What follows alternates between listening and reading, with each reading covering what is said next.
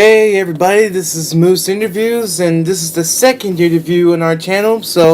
I have here a brand new guest. So, for people who don't know who you are, can you please state who you are, please? Sure. My name is Billy Mahoney. Most of the collecting community knows me from Billmaru, Toychanics. Basically, I repair figures and keep the community posing. Well, he has actually, Billy Mahoney here has actually fixed a couple figures of mine, and I do appreciate that.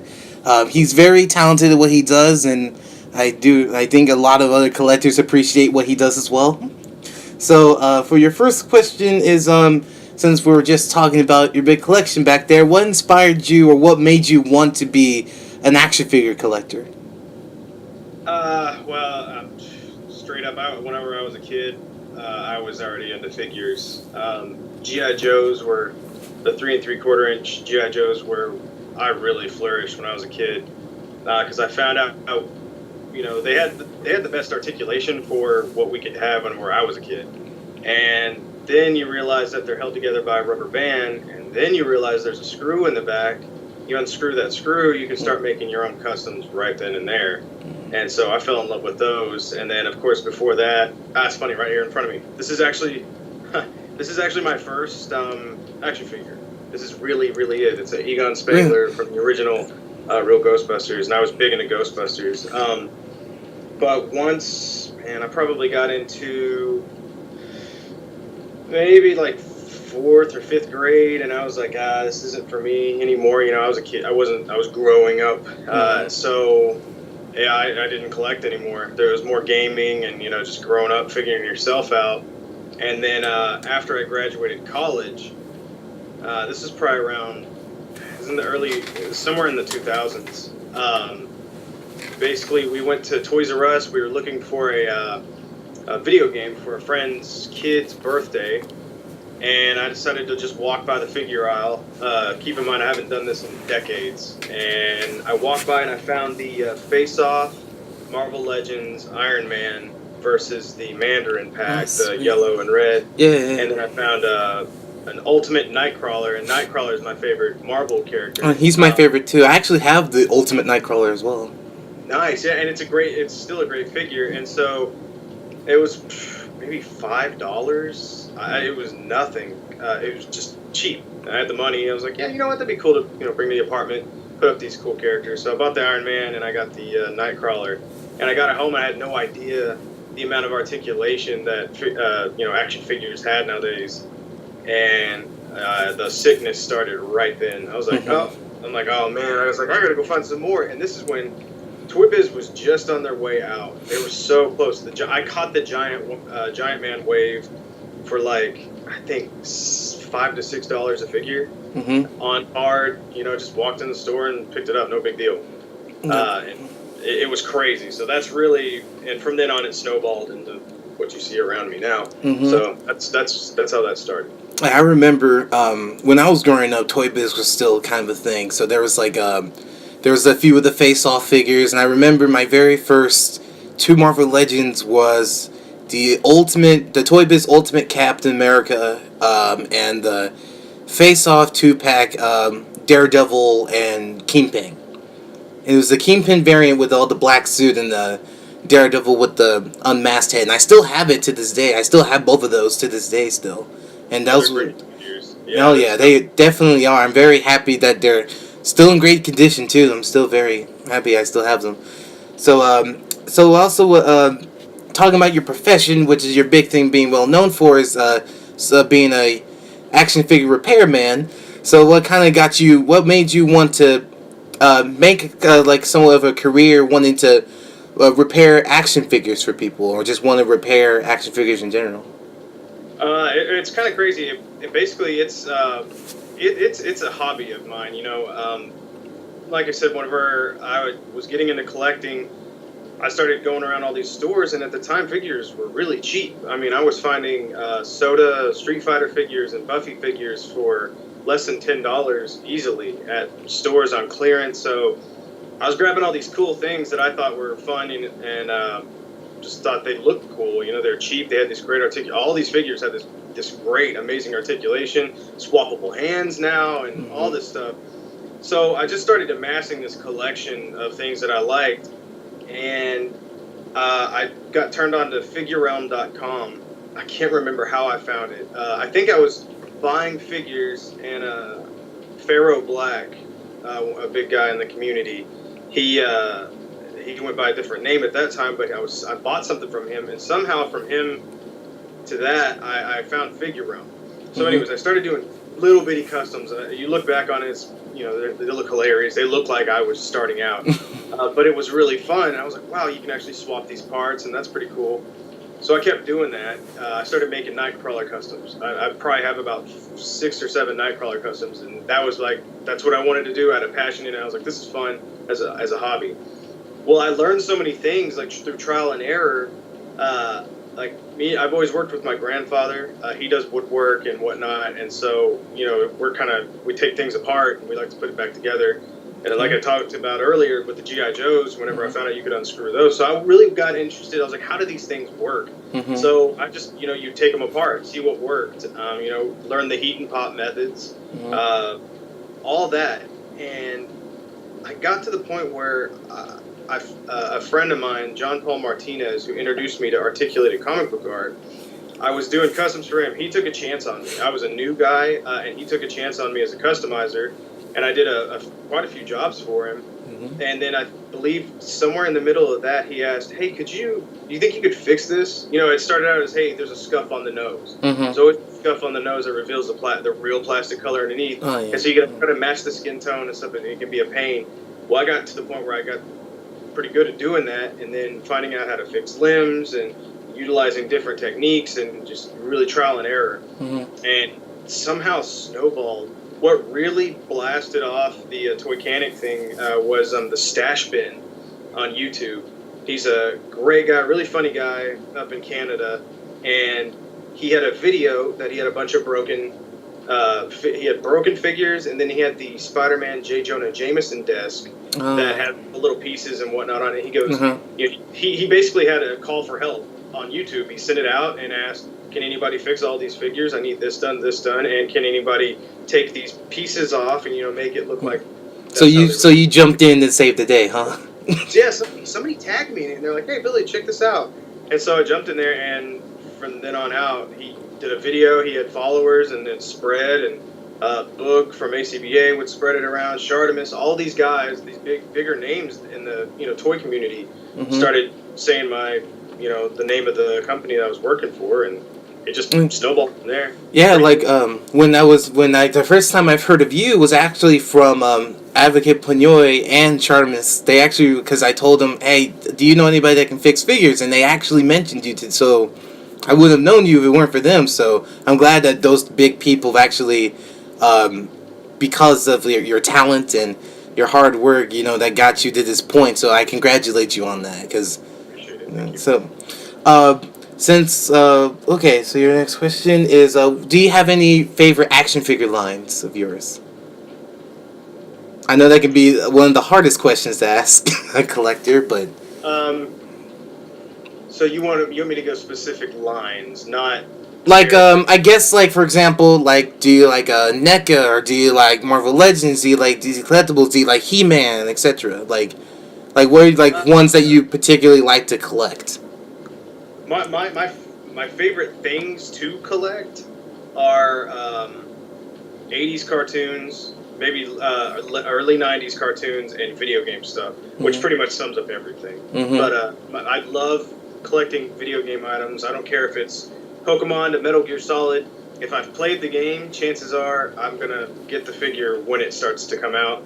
I do have a few NECA items, as NECA did a lot of video game characters. They did the Army of Two. I've actually got them next to me. They did Nathan Drake. All these really great characters that we finally got. So that was cool to get NECA stuff.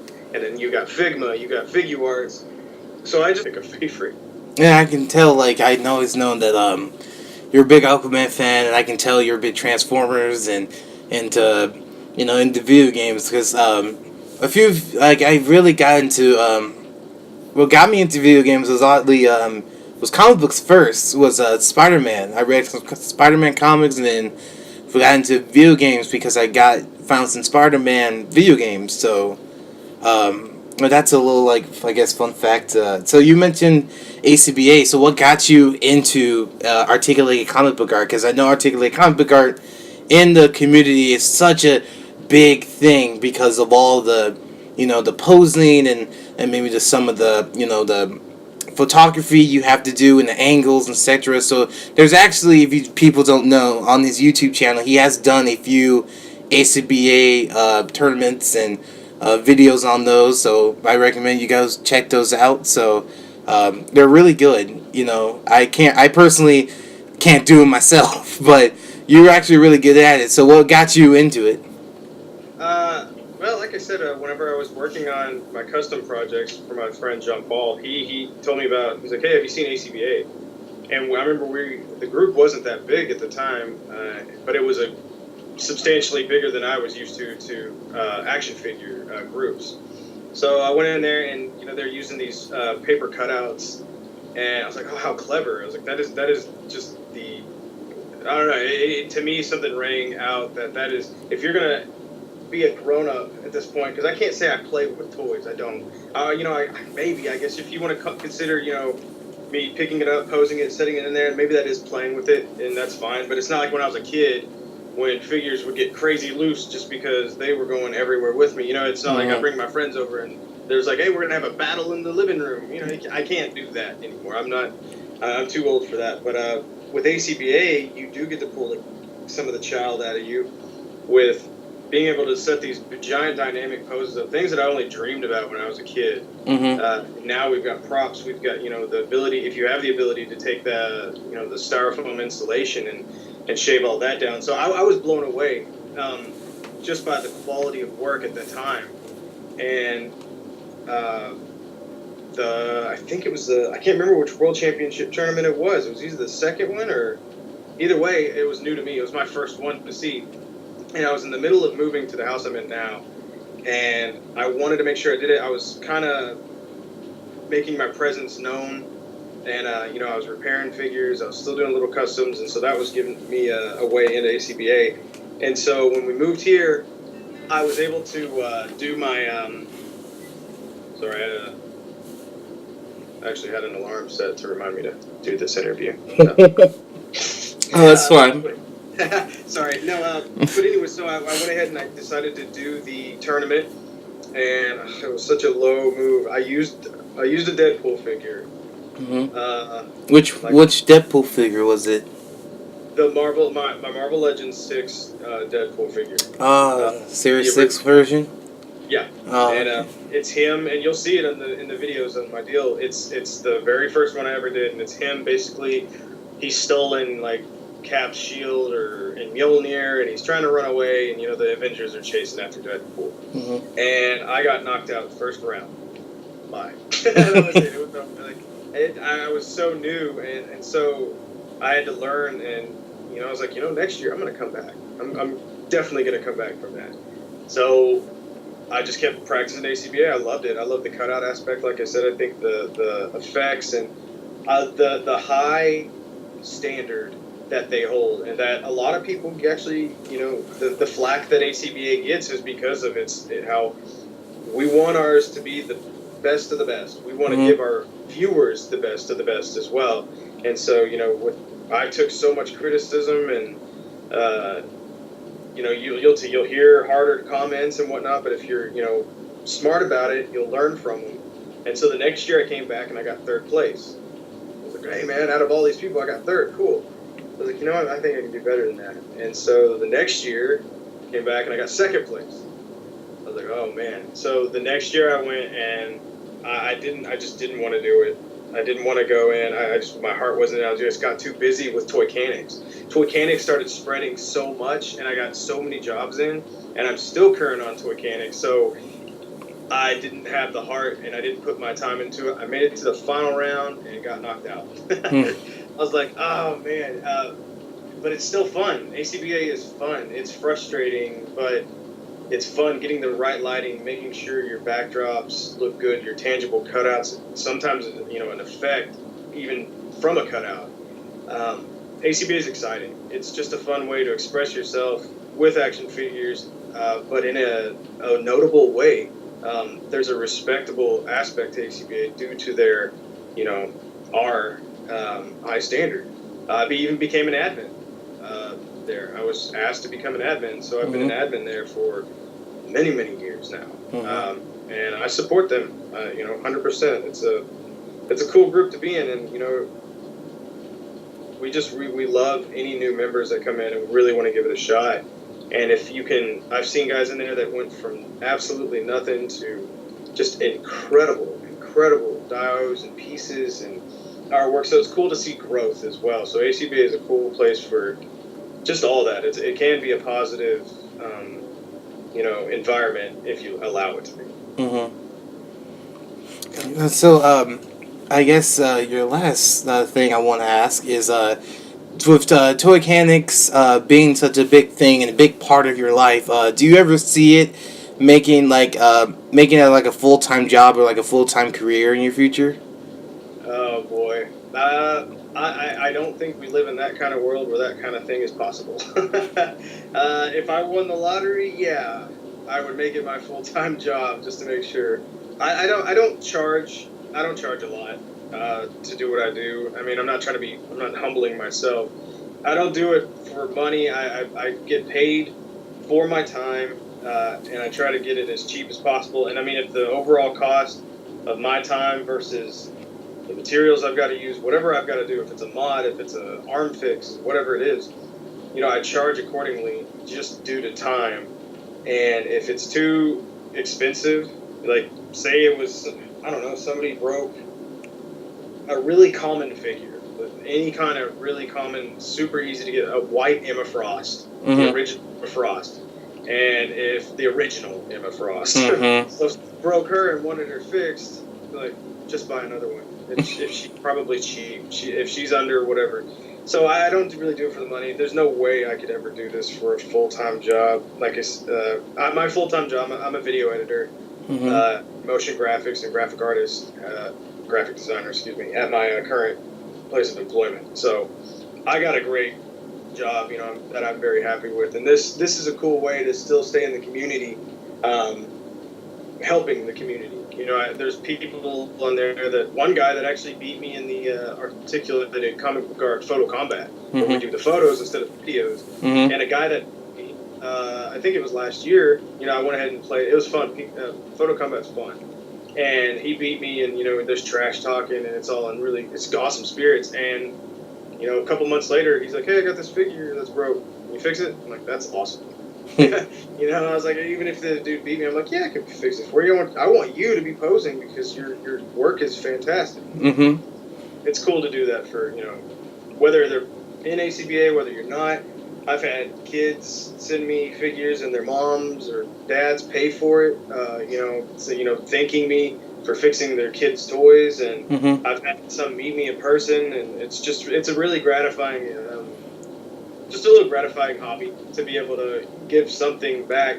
I mean, if you get a figure that's worth, you bought it maybe for a good deal, but it's worth over $150, $120. We've seen it happen. I fix hot toys as well. You don't want to $120, but you might pay, 10 or 15 to have it fixed just to make sure it's good. So that's what I'm here for, is to hopefully save people money in the long run. Oh yeah, by fixing their stuff. Oh yeah, definitely. Like I said earlier, I really do appreciate with that Sinister Six Spider-Man that you fixed for me. I really do appreciate that, man, because when I broke that, I was really heartbroken because I was looking for that, and then I found it at such a cheap price at my comic book store near me. Because getting that Sinister Six Spidey, for me at least, it's difficult, and then to find someone who fixed it and then make it seem like it never even broke in the first place, it's still amazing to me how talented and how amazing people are, like people like you, and that's really incredible. Also, this is something that I just wanted to say that with you and your wife, I noticed you guys have lost the amount of weight, and someone like me who's heavy, I think that's really inspiring to me. So I just thought I'd put that out there. Well, just to I'll give you something back. The way me and my wife actually curb our weight and whatnot is there's a if you want to call it a program, it's free. It's called the 4 Hour Body, and basically it's you have no sugar, no dairy, or no bread for 6 days out of the week. You can have as much protein as you want, pretty much, and salads. And then come Saturday or whichever day you choose, you have a cheat day and you go crazy. And so it's like a Christmas day or whichever holiday whoever celebrates, a day that you get a lot of great things. Mm-hmm. That happens once a week. I mean, it's every single week you're going to get this awesome day. So, you eat. It's not starving yourself. If you're hungry, you eat. You know what I mean? But you just eat more. It's more proteins and beans and lettuce or salad. So that's it. And I can talk to you more about it later on if you'd like, because it's not hard. It's not hard. It's the easiest thing my wife and I have ever done. But I appreciate you saying that. That's really cool. Sometimes you do it for yourself, and then all of a sudden you end up inspiring other people. So it's a good thing to see. No, really, it really has. Considering that I'm someone who's used to not be heavy, and then over the years have gotten slightly heavy, and then hope you don't mind me getting a little personal, and people watching at home don't mind getting a little personal. Getting close to getting to. I've been working on my weight more, and I've been losing more weight with each day, like not eating any sugars or any like fast foods, or at least not as much, because I used to eat fast food like maybe like 3 times a week, but now I'm having it like once a month. Having like not as much sugar as I used to have, and not having many like chips or sodas or like cakes or like Hostess stuff as much as I used to, because I used to be at 369 pounds, and now I'm at 315. So That's incredible. yeah, It's amazing. Yeah, it's definitely like has helped me, because I was so close to. I remember going to the doctor and just hearing those words, "You're on the borderline of getting type 2 diabetes," and that really kicked me in the butt and just made me just want to work harder for that. So, Absolutely. so seeing so it's just seeing you and your wife, and then also me and my mom. We're trying to do better. She's lost so much weight, because she's at 250, and she used to be at 280, I think. So we've both lost a lot of weight. So over the years, like doing different programs and eating better, and it's hard. Like, if anybody out there like wants to try to lose weight, just know it's not a cakewalk. It is not, but it's definitely worth it for sure. Yeah, it's not a quick process by any means, and it shouldn't be. If you want to do it healthy, it shouldn't be a fast. You don't want to get. Everybody wants, just it now, and it costs. All it costs is you time. And I saw a good piece the other day that basically said 1 day of willpower in the supermarket, is a lot easier than 7 days in your cupboard throughout the week. So if you shop smart, you'll eat smart. Okay, and that's all there is to it. Don't go out and buy a bunch of garbage. What we usually do is, for our cheat day, we'll pick up the stuff for our cheat day the day before. So set it aside. Don't pay any attention to it. Next day, go crazy all day long. But you feel sick. You'll be surprised how much like sugar and whatnot just really, really, it just won't agree with you. It's pretty insane. Like, I remember starting out with like not doing a fast food thing like once a month, and it would be kind of like a cheat day, like if I'm like, if I haven't, we've been trying to do a thing where we walk every morning for or at least like 30 minutes or so around my complex. And my complex is huge, so we walk all around it until I guess till we're tired, or at least we walk around. It's basically like a mile. Basically, we do it every morning, so it does help. And where I live, we have a clubhouse, and I live in a townhouse, so it's like there's like a clubhouse and everything. During the summer, I swim every once in a while. So, So anyway, so I guess this is the part where you basically plug yourself and tell people all about like your pages and social media stuff. So. Okay. Again, it's Billmaru Toychanics. That's Billmaru. You can find me at billmaru.com. If you search Billmaru on just about any single platform, that's what I'm under. I locked it down on every single thing I could. So you want to play with me on PS4? Billmaru. You can find me literally anywhere on that. So BILLMARU.com. Find me on Facebook. Look up Billmaru Toychanics, and yeah, that's about it. Alright, so all that stuff, his website, his Facebook, all that's like anything that you can find him on will be in the description. Definitely check him out. If you have a broken figure, or if you just want to talk to him about buying a figure, like, help this guy out. He really does deserve it. So, I really do appreciate it, man. I really, being my second person to interview, I think a lot more people need to know more about you, man. So, thank you for coming on. Absolutely. Thanks for having me. Oh, of course. So, like I said, check this guy out. Definitely deserves it. Check out his YouTube, his Facebook, and anything like that. So, thanks again, Billy. I really do appreciate it. No problem, Moose. Thank you. Oh, there's no problem. You have a good rest of your day, man.